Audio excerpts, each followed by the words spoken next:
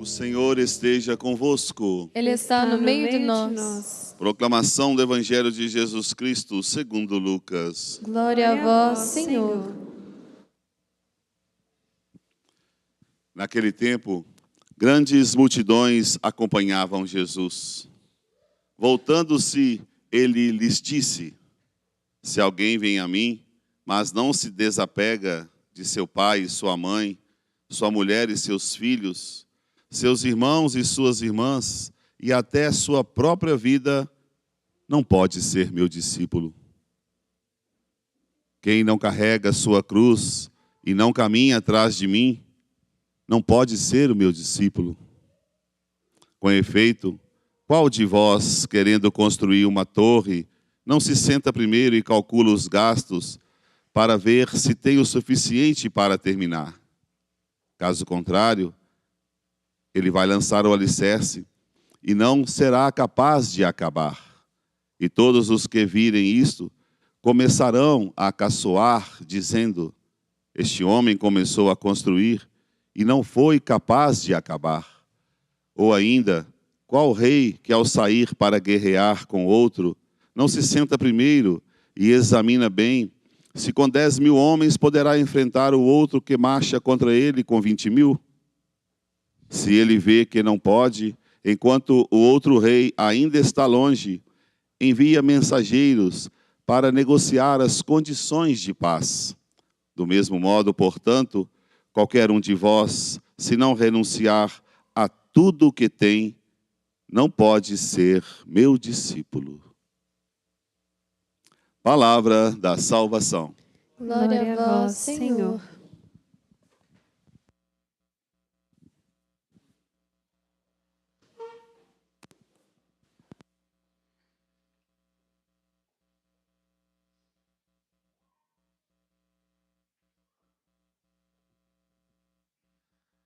Reverendo Diácono Noraldino, queridos irmãos e irmãs que se unem a nós pelos veículos de comunicação e vocês que aqui estão presentes.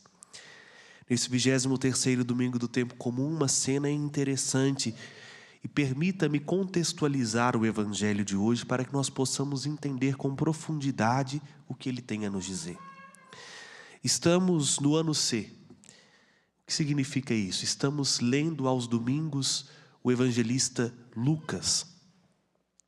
O Evangelho de Lucas, ele é construído como uma viagem de Jesus para Jerusalém. A meta final de Jesus é chegar em Jerusalém. Diferente dos outros evangelistas que põem Jesus em Jerusalém várias vezes, todo o caminho da vida pública de Jesus no Evangelho de Lucas, percorrendo as cidades, é para culminar em Jerusalém. Uma construção teológica de Lucas, para dizer que a finalidade da missão de Jesus é sua morte e ressurreição. Assim sendo, Jerusalém se torna, no contexto do Evangelho de Lucas, o sinal da sua Páscoa.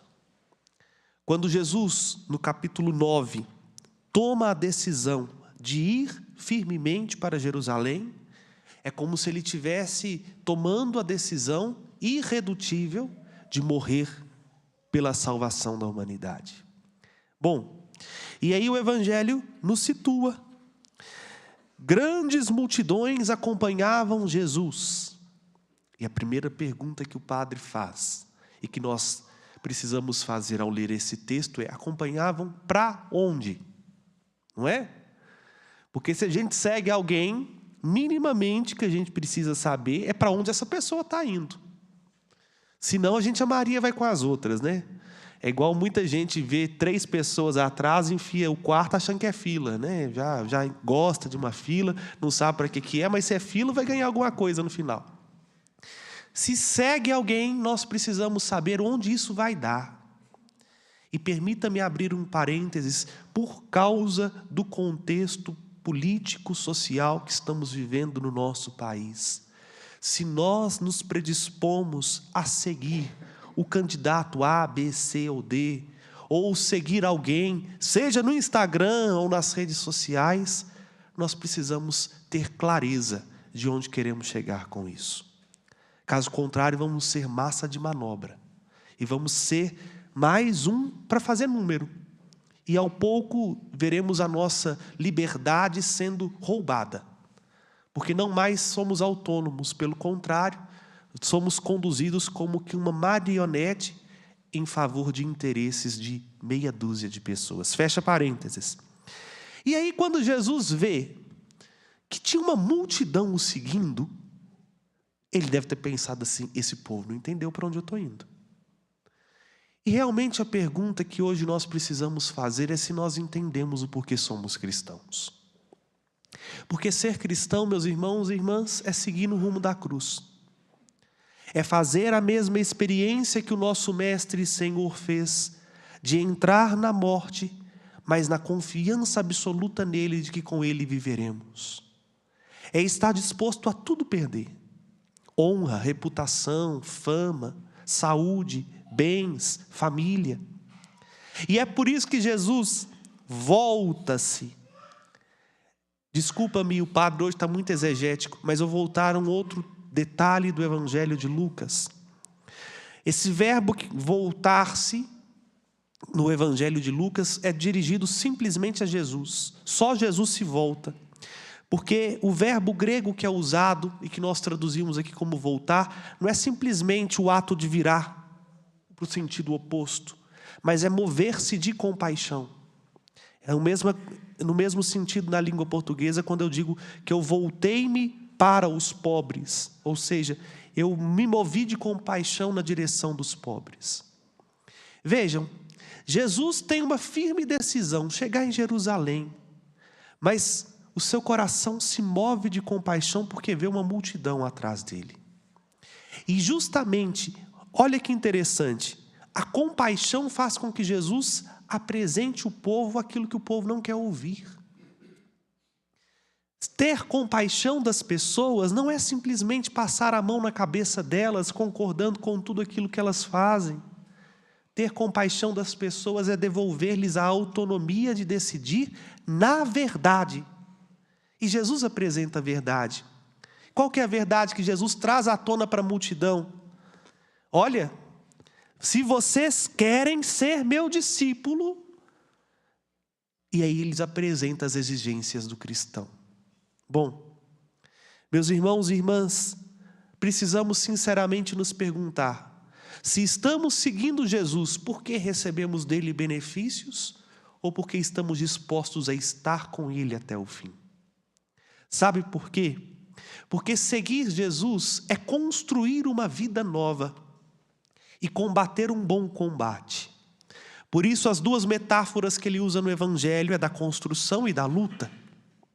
Se alguém vai construir uma casa, senta primeiro, calcula se os gastos que tem vai dar para comprar o material de construção, pagar o pedreiro. Caso contrário, vai começar a construir e vai ficar um elefante branco ali por quantos e quantos anos, né? Até o recurso voltar e acabar a construção. Me recordo de um prédio que tinha ali na Avenida dos Andradas, se eu não estou enganado, que ficou anos e anos e anos inacabado e só agora que foi dado o alvará ou a permissão para continuar aquilo. E quem passa fica pensando assim, quando é que aquilo vai acabar?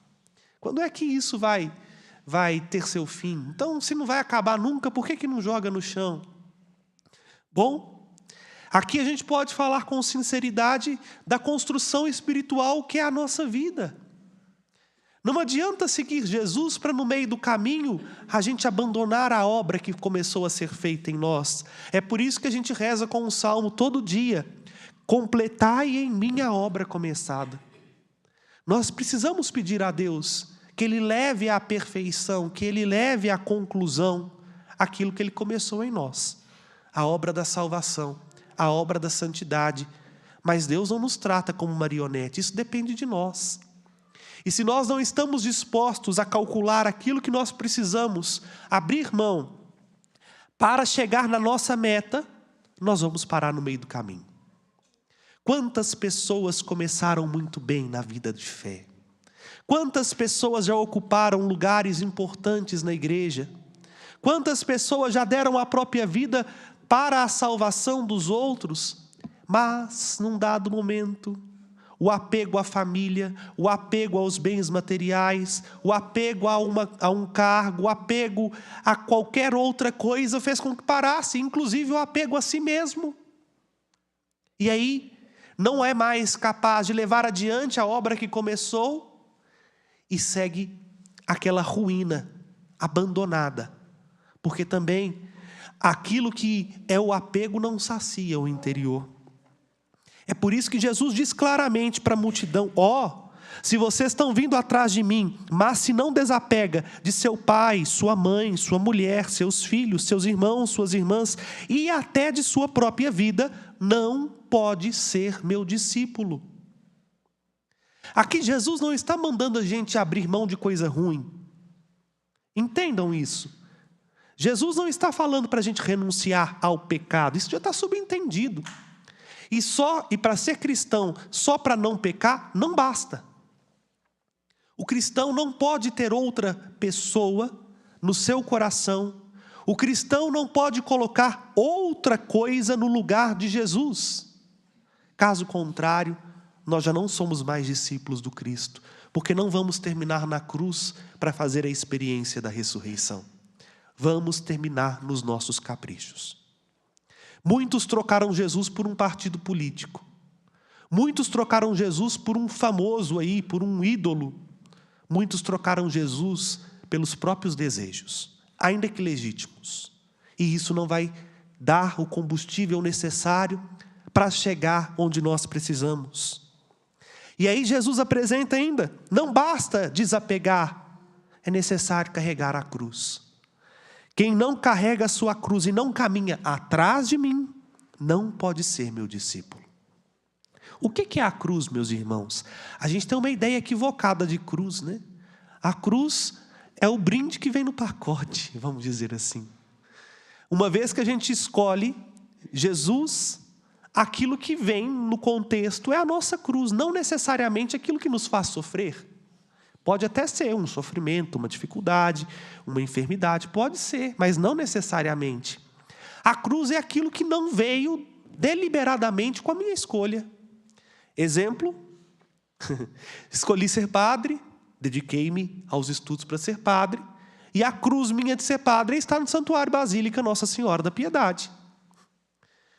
Não fui eu que escolhi, mas preciso fazer e abraçá-la com amor, com carinho, com dedicação, amando como amo a minha própria vida. Porque é inerente à minha escolha. A cruz, por exemplo, de quem é casado, é amar a sua esposa, amar o seu marido, amar os seus filhos. Entendem? Se nós não estamos dispostos a carregar aquilo que nós abraçamos, não dá para ser discípulo de Jesus. Porque se a gente escolhe e a gente não leva adiante as nossas próprias escolhas, nem Deus pode nos ajudar. Ser cristão não é brincar de professar uma fé e nem é olhar para Jesus como um quebra-galho. Pelo contrário, é fazer esta mesma experiência que o apóstolo Pedro fez, de diante de tudo aquilo que Pedro abriu mão, perceber e dizer com sinceridade: aonde nós iremos, Senhor?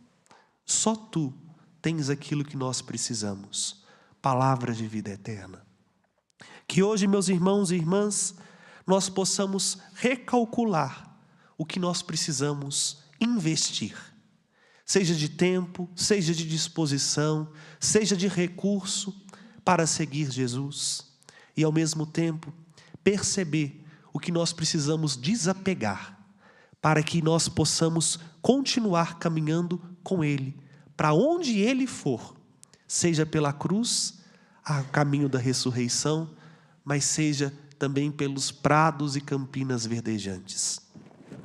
O que nós pedimos ao Senhor é o que nós cantamos no Salmo: se voltardes para nós, seremos salvos. Tal como o Senhor voltou-se para a multidão e apresentou-lhes a verdade, nós pedimos que o Senhor volte-se para nós neste domingo e nos mostre a verdade da nossa vida, para que nós possamos ser de verdade seguidores dele, que é o caminho, a verdade e a vida. Louvado seja nosso Senhor Jesus Cristo, Creio em Deus Pai,